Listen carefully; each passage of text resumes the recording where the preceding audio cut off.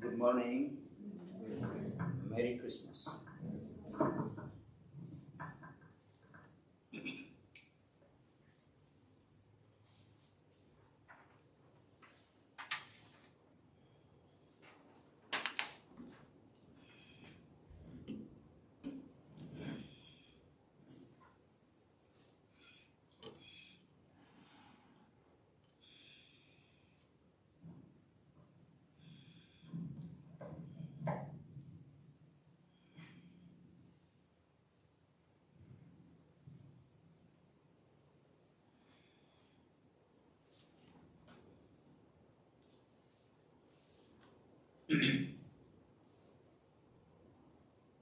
Om Asatoma Sadgamaya Tamasoma Jyotirgamaya Mrityurma Amritangamaya.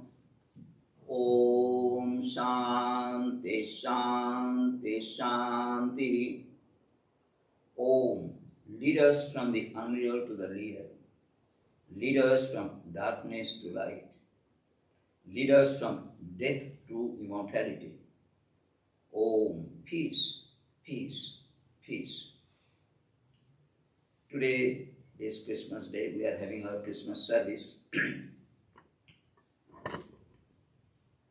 The subject of our talk today is Christ the Messenger. But before that, they'll be reading from the Bible, the story of Jesus Christ's birth.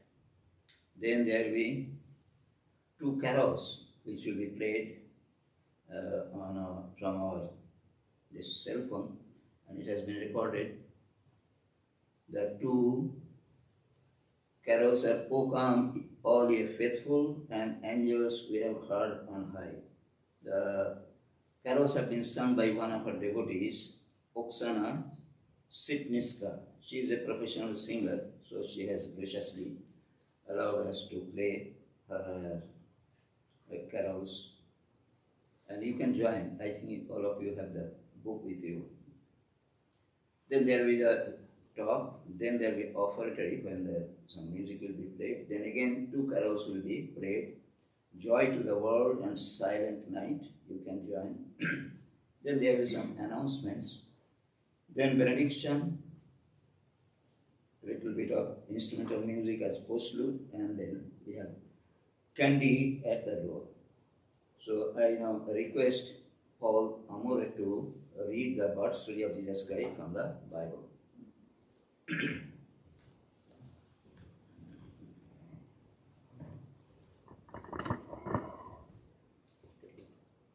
He does not.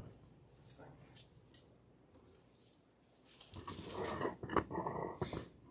From the Gospel of Matthew.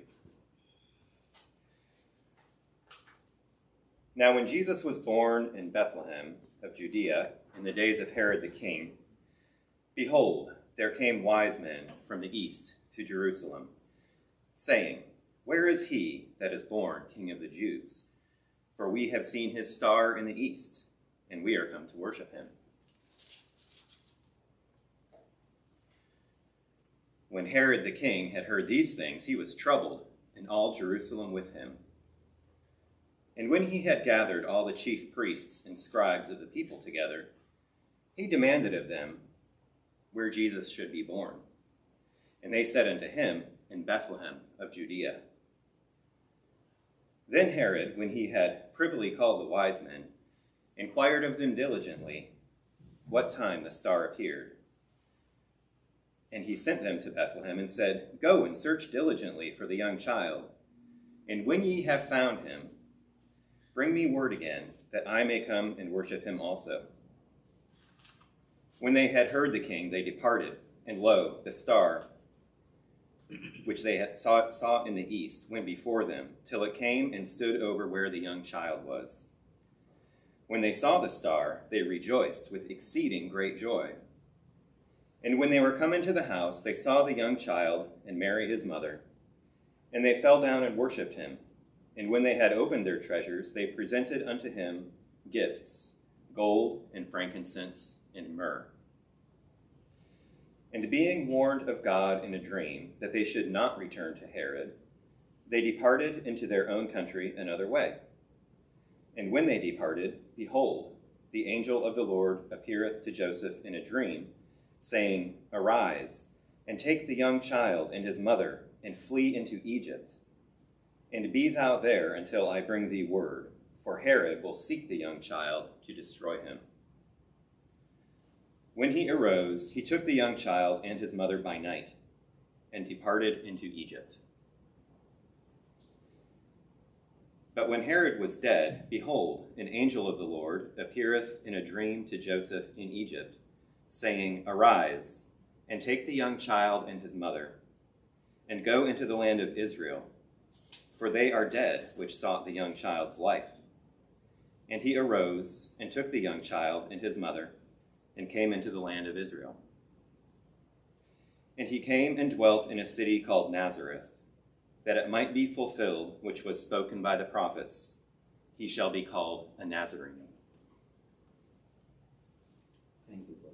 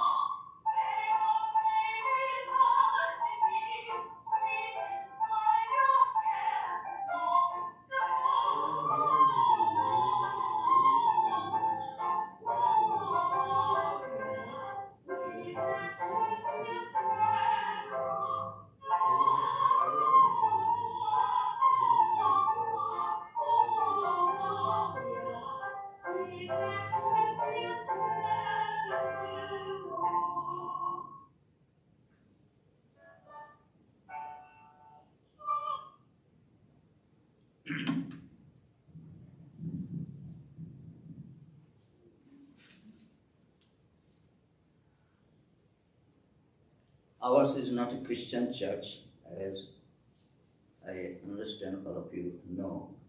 So naturally there is a question why we celebrate Christmas. And also there are Orthodox Hindus.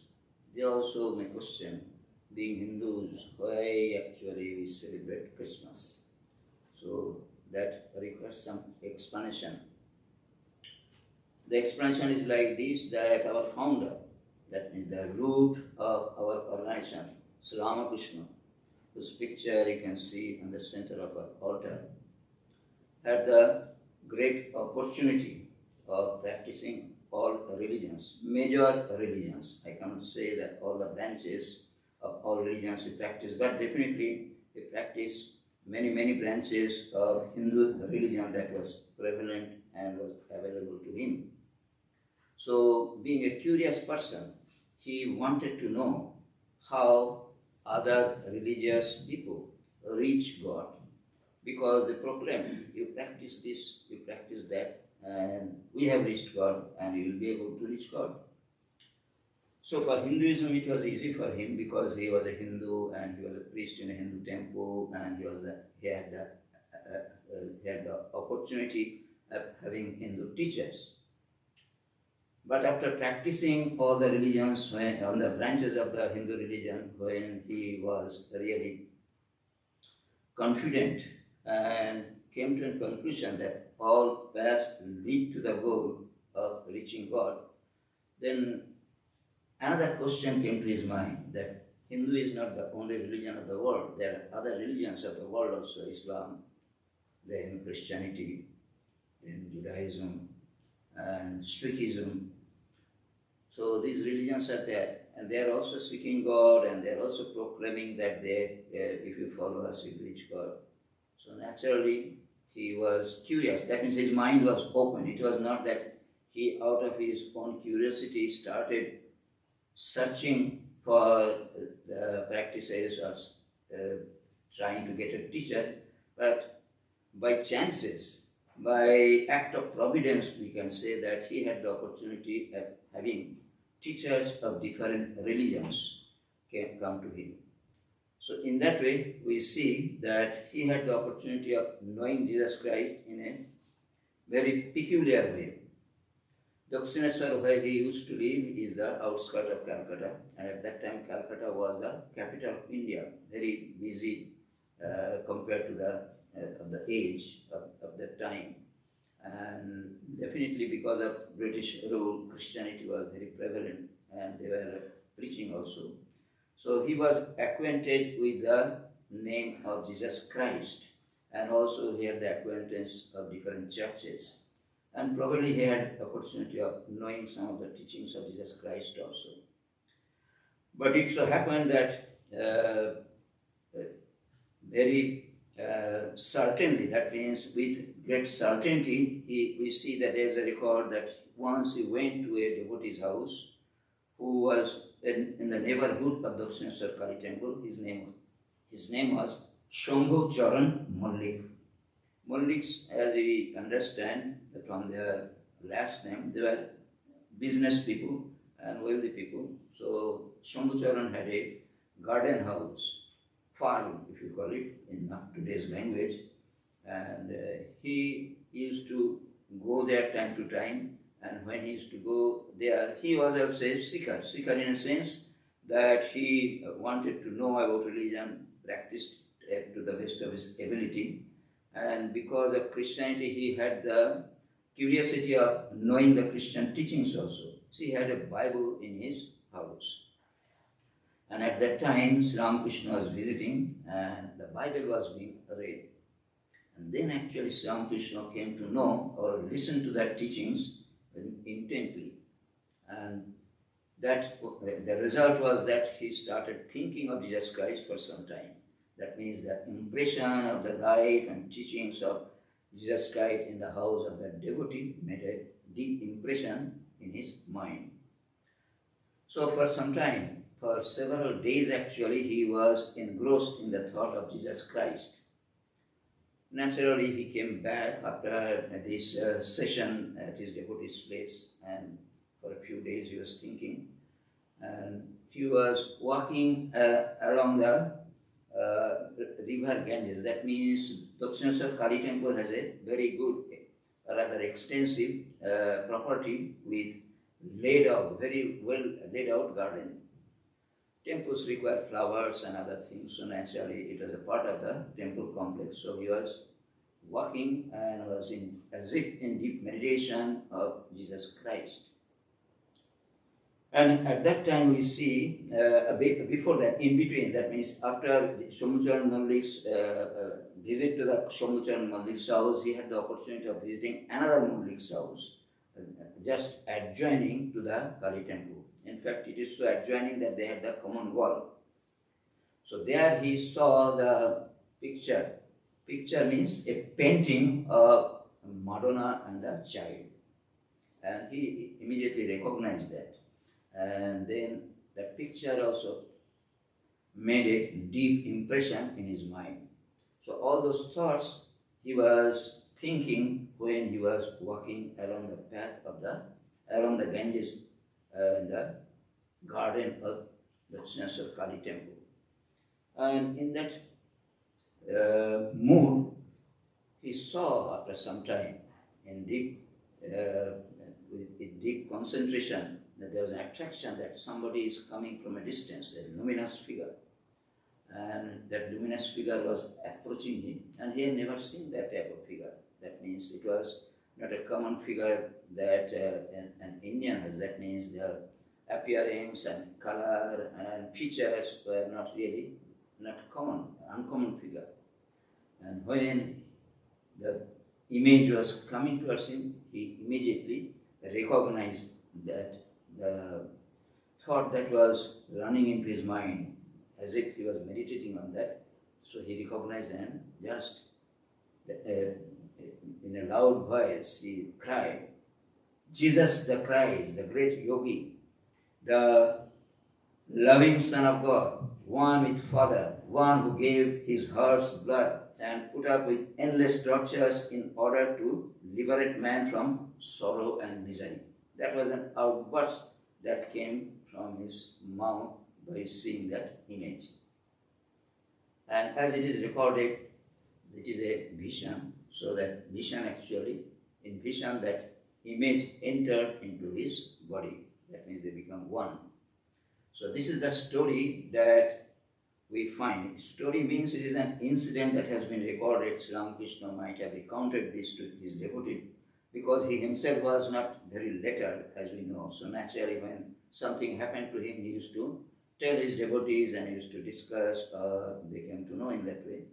So that shows that Sri Ramakrishna had the realization that Jesus Christ was one with him. One with him means, that means in mysticism, one means that the soul is one. Definitely that means all the, according to our religion, that means God is really one. But spiritual personalities, when they have vision, they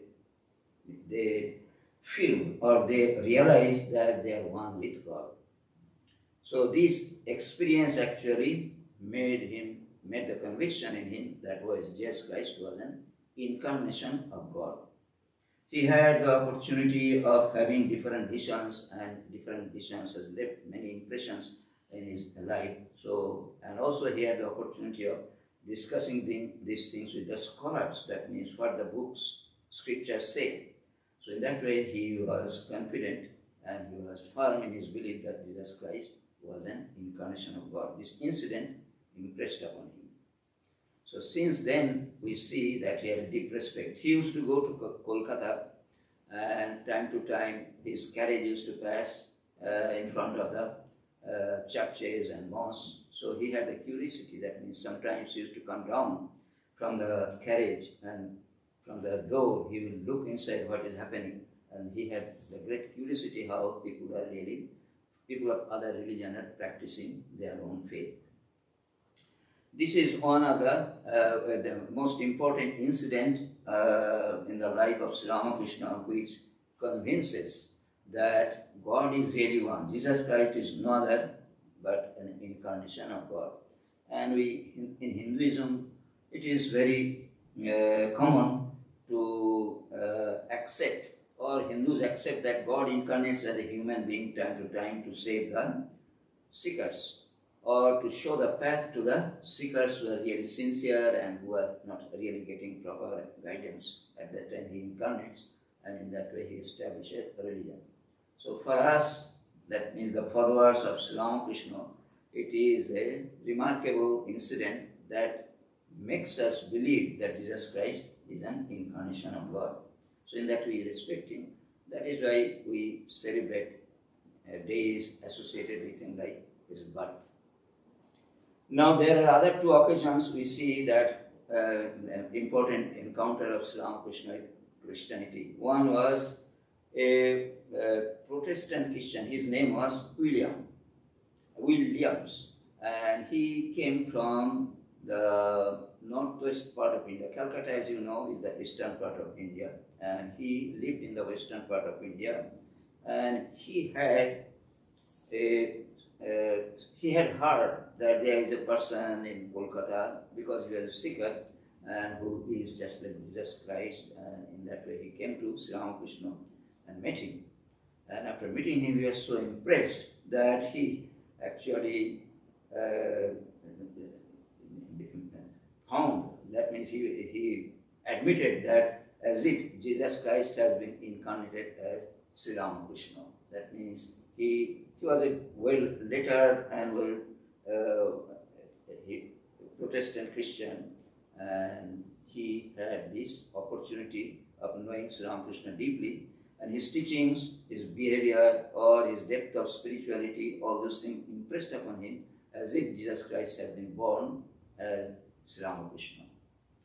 Then there was another person, his name was Prabhudayal Mishra. He was actually a monk, but his monastic attire actually he did not show to public. That means inside he used to wear ochre robe, but outside he used to have the western dress that we see.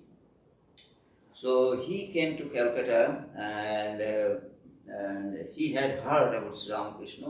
He was a seeker in a sense, that means he used to do spiritual practice, and he used to and he was very eager to have the spiritual realization also. So Sri Ramakrishna was sick at that time in Kolkata, in Shampur, and was suffering from cancer. And at that time, he came to meet Sri Ramakrishna. And how did he come to know about Sri Ramakrishna? He came to know about Sri Ramakrishna from one of the well-known saints of that time. His name was Pauhari Baba. Pauhari Baba used to live not too far from Benares in a retreat. That means he was a family person. That means he did not take formal, he was not formal renunciate, but he was a very sincere and deep seeker of God. So his family actually allowed him to follow the path of spirituality. And they have a farm, they are farmers, and they had a farm, and the corner of the farm, away from their residence, they made a sort of kutia, as it is called. That means a cottage where he used to spend his time in spiritual practices. And this Prabhupada had the opportunity of meeting Pauhari Baba. And Pauhari Baba was a very secluded person. That means he hardly gave audience to people. And but Prabhupada had the opportunity of meeting him. And when he entered in his room and had the conversations with him, he saw on the wall a picture of Sri Ramakrishna hanging there. And Pauhari Baba respected Sri Ramakrishna as an incarnation of God. So he told that when you go to Kolkata, you can meet him, he is still alive. And in that way he came to Kolkata and met Sri Ramakrishna. And after meeting, actually he was so impressed, and Sri Ramakrishna was also very much impressed by his spiritual depth. That means he was really a very sincere seeker, and he was probably an advanced soul in spirituality. So while leaving, actually he remarked that, well, today I saw the one on whom I have meditated for so many years. I saw Lord Jesus in him. So this is also an incident that we find recorded in the life of Sri Ramakrishna. So the relationship of Sri Ramakrishna with Jesus Christ is quite, spiritually speaking, quite intimate. That is why we respect Jesus Christ and celebrate his special days. There was another occasion, of course it is not associated with the life of Sri Ramakrishna, but it was after the passing away of Sri Ramakrishna, and this incident happened in a village called Antpur. Antpur is about, probably, I think it is in between Jayrambati and Kolkata, probably about 30 or 40 miles northwest of Kolkata. The incident was like this. Sri Ramakrishna had a group of young devotees who took spiritual life, and Sri Ramakrishna actually trained them to be monks. And during the lifetime of Sri Ramakrishna, actually they did not have the opportunity of taking the vow of monasticism. So Sri Ramakrishna had told the leader of the group, Swami Vivekananda, Narendranath at that time, that, well, after my passing away, you gather all these young people, that means who are really my followers, and start a monastery. And they take the vow of monasticism and start a monastery and then start preaching my message. So this happens when the incarnations come. Actually, we see in the life of Jesus Christ also this type of incident was quite evident. So after the passing away of Sri Ramakrishna, after a few days, one of the young devotees, that means who are in the group, his mother actually invited all these young people to her village just to spend this Christmas vacation, if you call it. So at that time they were college students, some of them were college students, and also at that time offices used to be closed even because of this Christmas celebrations. So they took the opportunity and went. About 9 or 10 of them went together to spend the vacation at this devotee's place. His name is Swami Premananda, and her mother actually treated, that means she was very liberal and very affectionate, and in that way she treated all the young boys as her own. And it so happened that on the night of December 24th, Swami Vivekananda, Narendranath at that time, had a great inspiration of renunciation. That means he was so imbibed with the spirit of renunciation that he had a copy of the Bible, and in the Bible the life story of Jesus Christ was there. So he read that portion, and then they started a fire, like campfire, that means dhuni as it is called in Indian language. That means a fire on which actually they offer offerings in the name of spirituality, and also they do meditation surrounding it. So they started a dhuni and they spent the night meditating around that fire after reading the Bible. And then Swami Vivekananda inspired them to become monks. So in that way, that is, we call it the day of taking the vow, that means monastic vow. It was not officially means, according to Hinduism, it is necessary to pass through or to go through some ceremonies according to scriptures to become a monk. It was not exactly that, but definitely all of them in front of the fire, they vowed that they will become monk. So that vow, actually, later on when they came back to Kolkata, they formally, that means according to scripture, the way that has to be taken, that means there are mantras and such other things that has to be uttered, and in that way they took the vow of monasticism.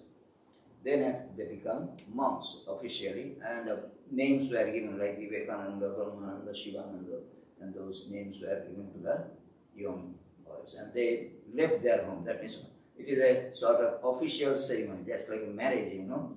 There are official ceremonies there, then you become married. And the same way there is official ceremony, if you call it in that way, that they become monks, and their parents and others came to know that they have left their home to become monks. So this vow-taking ceremony, the day when Swami Vivekananda read that from the Bible, that day was the 24th December. That means Christmas Eve, that night. So they did not know. It is not a planned way that they did that. Later on they discovered that they had taken the vow of monasticism on that particular day. So that is why this day is also very important for us. So in this way we see that though we are not Christians, but it doesn't prevent us from celebrating the life and teachings of Jesus Christ. Now Swami Vivekananda later on, as we know, that came to this country and he traveled other places also. Definitely he traveled length and breadth of India to give his message to the Indian people, and also he traveled to in this country and also in Europe to give them a message suitable for the Western people. So in that way we can expect that because Swami Vivekananda and other disciples were disciples of Sri Ramakrishna, were the followers or they are great appreciators or they had a great respect for Jesus Christ, they might have talked about Jesus Christ. But we see that Swami Vivekananda, though he has referred about the life and teachings of Jesus Christ in his talks, but we do not find a dedicated speech on Jesus Christ by Swami Vivekananda except one. That was given by him on January 7, 1900 in Los Angeles. And the title of that talk was Jesus Christ, the Great Messenger. So in that, the title of the talk was Christ the Messenger, not Divine Messenger, the Christ the Messenger. Apparently this is the only, as I told you, dedicated lecture on Jesus Christ by Swami Vivekananda that he had delivered. According to one eyewitness, this is the description that we find that has been recorded, that according to one eyewitness, the hall was completely packed for the lecture and people had to be turned away. But on many other occasions, Swamiji had spoken about the life and teachings of Jesus Christ. Many great spiritual leaders of the world like Sri Krishna, Buddha and Jesus Christ are worshipped by many as incarnations of God. Moses, Confucius and Muhammad are considered as prophets, while Zoroaster, Lao Tzu are respected as messengers of God. You know, in spiritual literature, there are categorization. God is there, supreme. Then after God, in human beings, that means the beings that are really physically inhabiting on the earth, they are spiritual personalities. So naturally, just like what is called general or lieutenant general or major general or brigadier general, there are categorization of spiritual personalities. That is a sort of what is called those who study scriptures and religion. It is easy for them to identify them. That is the point. So in that way, the category of incarnations are there. They are actually among human beings. They are the greatest in spirituality. We cannot really, in one place, Swami Vivekananda has said that all the thoughts that you can think about God, and suppose you make a list of qualifications, that means what is God and what He does and how we think of Him, and then actually you think of these persons who actually lived in flesh and blood on earth, and compare them, you'll find the qualities that these people who lived on earth, and we call them incarnations, their qualifications will be much more than we can think of God. Just in our imagination, think of God qualities. So why not worship them? So that is the point. That means these incarnations of God, they are not gods as such because they are in physical form, that means in flesh and blood. You cannot become God in flesh and blood, but in qualities. That means that we can imagine God, the qualities will be found in these persons in a greater way. That is why Swami Vivekananda said that there is no way that we can really, what is called, there is no way that we can worship God except worshipping these persons, because they are more nearer to us and they are more helpful to us. So that is why they are called incarnations. And in our scriptures, that means in our spiritual literature, it has been said by one of the incarnations, that means Lord Krishna himself has said, who is an incarnation of God according to Hinduism, that there is, that means whenever there is a decline of religion, I incarnate as a human being. That out of the mercy or out of the love for the human beings, because they are groping in darkness, and in the name of religion they are doing something which are not really bringing succor to them. So at that time I come out of pity to help them, and that is why God himself incarnates as God. As incarnation as an avatar, as it is called. So he says, Yada yada hi dharmasya glanir bhavati bharata abbuddhanam adharmasya tadatmanam srijamam. That means there is an occasion when it needs that my help will be necessary for the preservation of spirituality and humanity at large for the humankind. So in that way, we see that incarnations of God are important. And as I am saying, there are categorization of these spiritual personages, but all of them are really venerable for us common people. That means whatever category they may be, in whatever category they can be identified, but still all of them are very much venerated by humanity. Now, divine incarnations have certain qualities. Qualities, what are the qualities? That means we are human beings, they are also human beings. So how I shall understand that this person is an incarnation of God? So there are descriptions by which actually an incarnation of God can be identified. They are free from earthly inclinations and attachment. For us, it is very difficult to get rid of attachments. That means probably somebody is attached to money, somebody name and fame, somebody maybe what is called many other things of this world they want to possess, they want to acquire. But these persons do not have any intention to any earthly things. Then they know their purpose of their lives. They know why they are born. We do not know why you are born, as if by a chance actually you are born, and we do not know what is our mission, and in that way we just with ourselves do today something, tomorrow some other thing. In that way we do not know for what purpose we are born. But these persons actually know what is their mission, why they are born, and also what is the goal, how far actually they can do that, and what will be the method also. So they come with those knowledges within them. And when we go through the lives of these incarnations, avatars, we see that, well, as if they are well led, and in that way they spend their life. Then also they know that there will be opposition. Opposition in a sense, that means they are bringing something which is uncommon for that age. So some new, they will think that some new thoughts they are giving, and they are not really, they may feel that, well, they are not really according to the scriptures or according to the teachings that we teach. According to the scholars, they interpret the scriptures. So naturally they will oppose them. So this opposition will be always there, that they already know. Then they fulfill the crying need of the age. That is the mission. That means when they come, few people, those who are sincere seekers, they actually get the best benefit. For example, say of Sri Ramakrishna.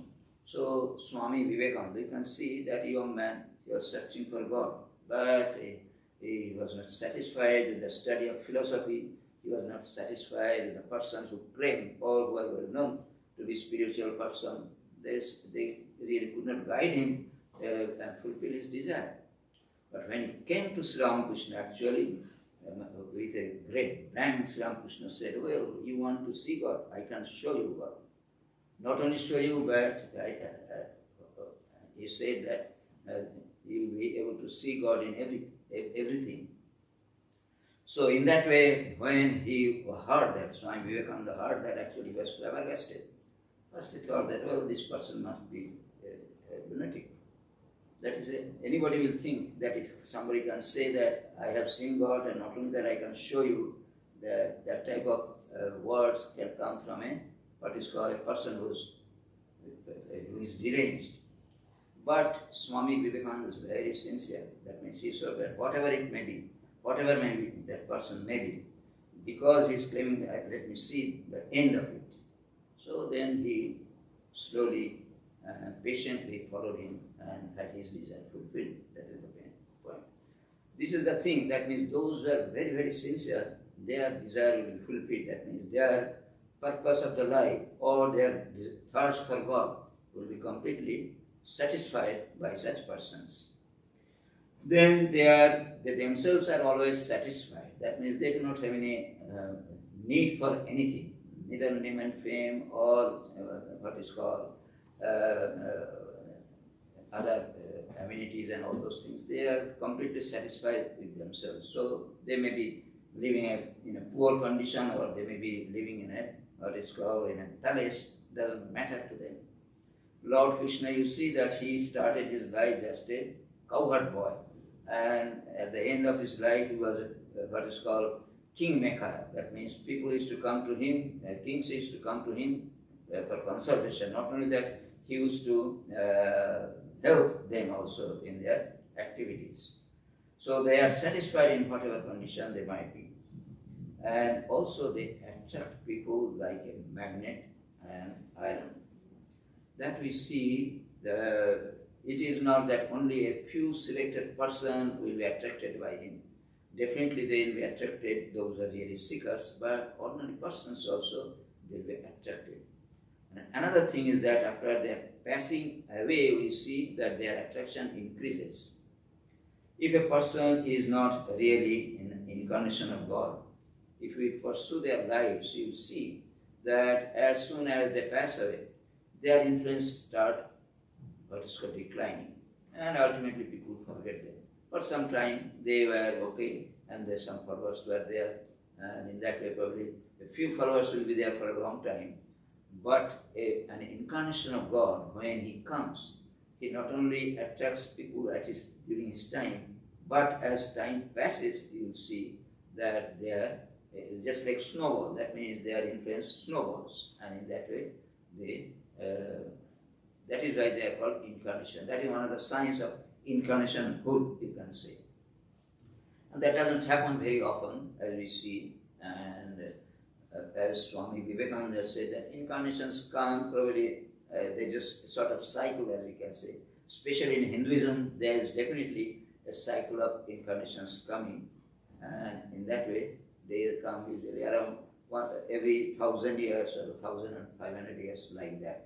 It is not a very precise time, but approximately it is like that.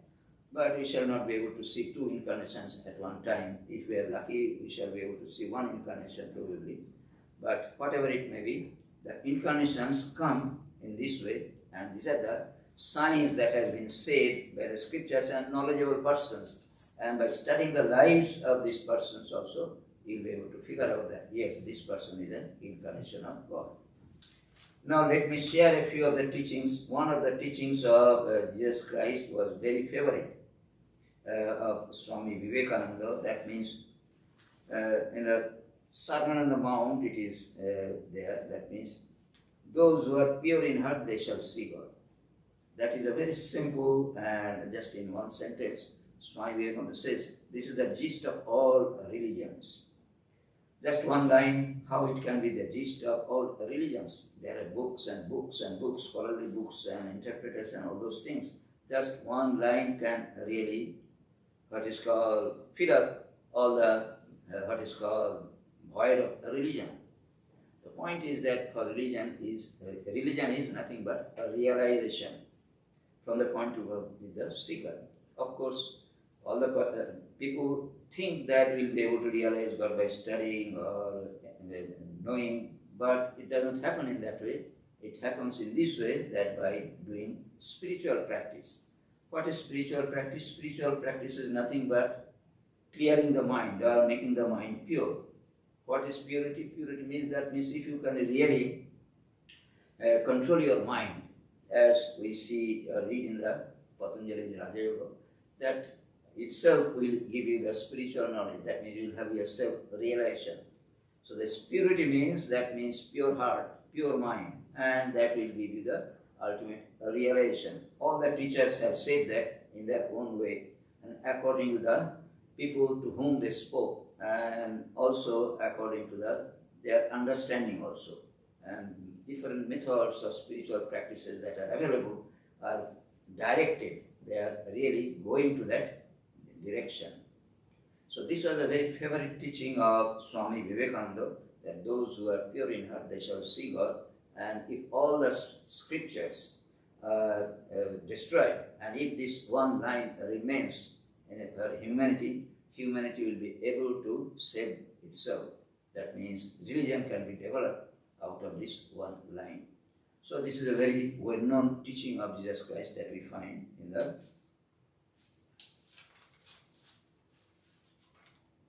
Sermon on the Mount. Now I shall end my talk with one saying of Swami Vivekananda on Jesus Christ. He was a soul. It is very, what is called, this utterances of Swami Vivekananda is full of deep meaning. So please listen carefully.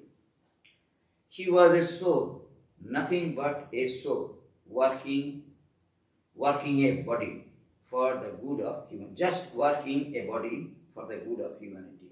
Apparently we see that Jesus Christ lived on earth and worked, definitely talked and moved from here and there physically. But he was a soul. It is not that he was a body. Point is that he was not in body, but in his spirituality. That means his mind was always in spiritual realm. And that was all his relation to the body. He was a disembodied, unfettered, unbound spirit.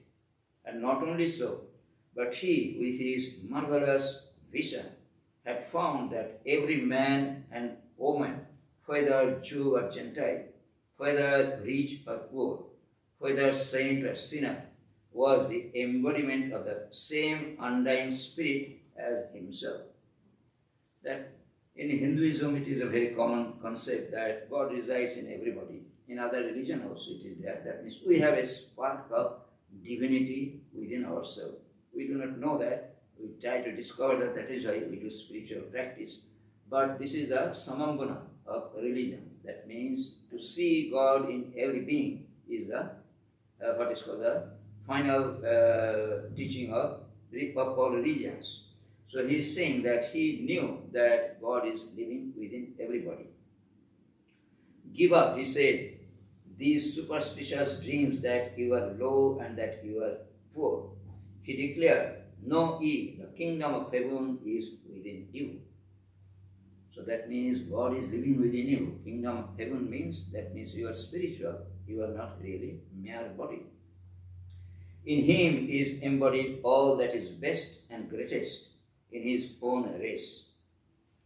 Own race means, that means at that time he came in the what is called Jewish community. That means he was a Jew definitely, and that is he was one of the best example of this what is called Jewish race, we can say.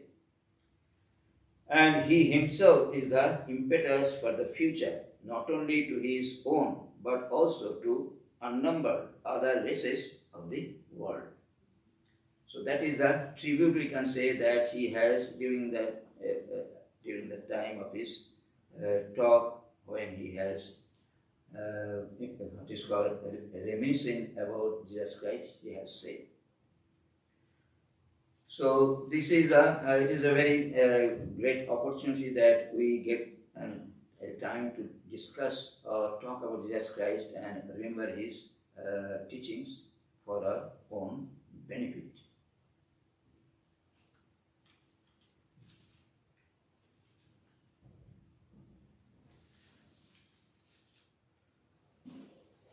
Now, yes, operatory.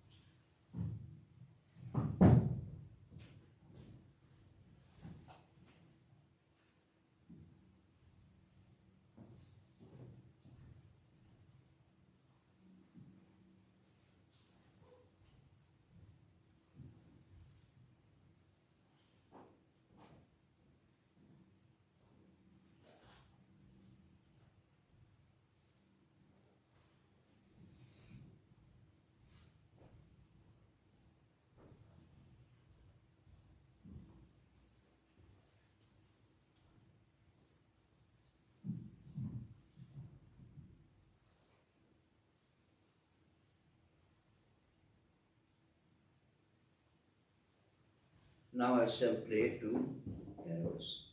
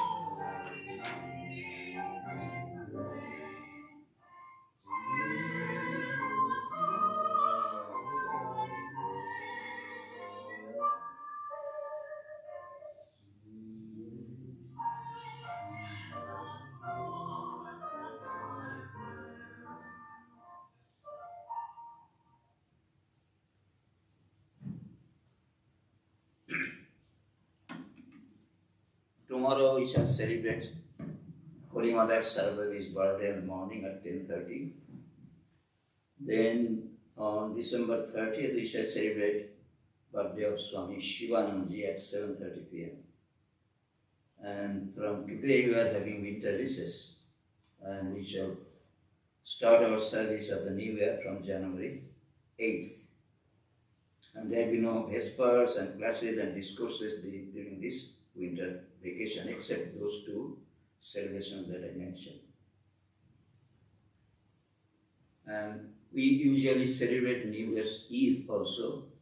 Our auditorium will remain open for meditation, and also we shall have a little vesper service on the occasion of New Year's Eve, that is December 31st, January 1st. But we won't have that we used to have a video show and such other things. We are not having because of the obvious reason of this coronavirus. So I wish you all Merry Christmas and also a Happy New Year, because we shall be meeting after that only.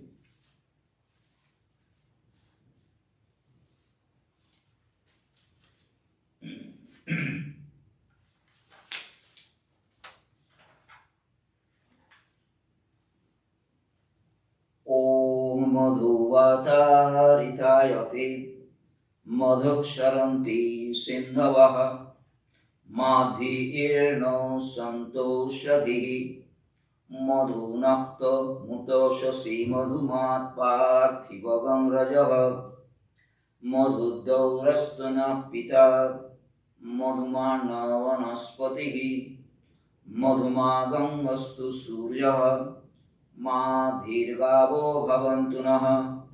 Om Madhu Madhu Madhu. Sweet by the winds and the oceans give forth blessedness. May the earths and plants bring us health and happiness. Sweet unto us with the nights and dawns. May every particle of Mother Earth be charged with blessings. May the heavens shower us with benediction. Sweet unto us with the noble forest trees. Sweet unto us with the shining sun. Sweet unto us with the all-living creation. Om, sweetness, harmony, peace.